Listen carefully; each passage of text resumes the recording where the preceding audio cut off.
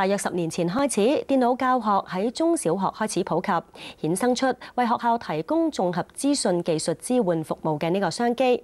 有2個年輕人就把握到呢個機遇創業，成為業界嘅新貴。韓全講下。2個年青人大學畢業之後隨即創業，成立網絡及資訊科技支援公司。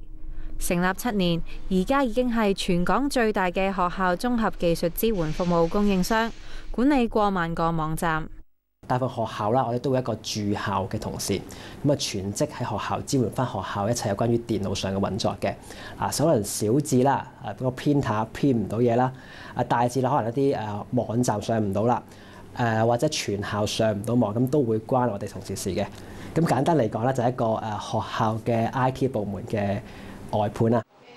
聖文德書院就係佢哋第一個顧客。林老師話：公司有提供度身訂造嘅閉路電視系統，同學放學幾點走，老師一上網就睇到。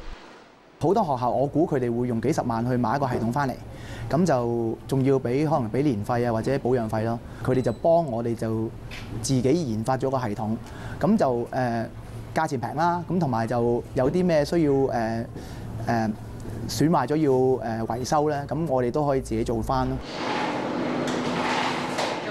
Kelvin 話：公司定期會派專員去學校跟進，改善學生學習以及老師工作環境。咁我哋嘅角色咧就係提供翻個中立嘅意見俾學校，就唔係話係叫做 sell 某一個 solutions 俾學校嘅。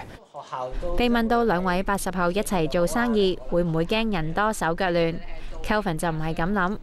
有時候你一啲嘢未必諗得通嘅話啦，你自己一個人就諗唔通㗎啦。OK， 咁如果話多一個人嘅話啦，咁就可以大家叫互相補翻自己不足啦，亦都多啲人可以提點得到你嘅。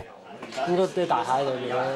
未來嘅業務展望，佢希望學校服務營業額按年增長3成，網頁部分業務增長可以有1倍。Now 寬頻電視記者韓全報。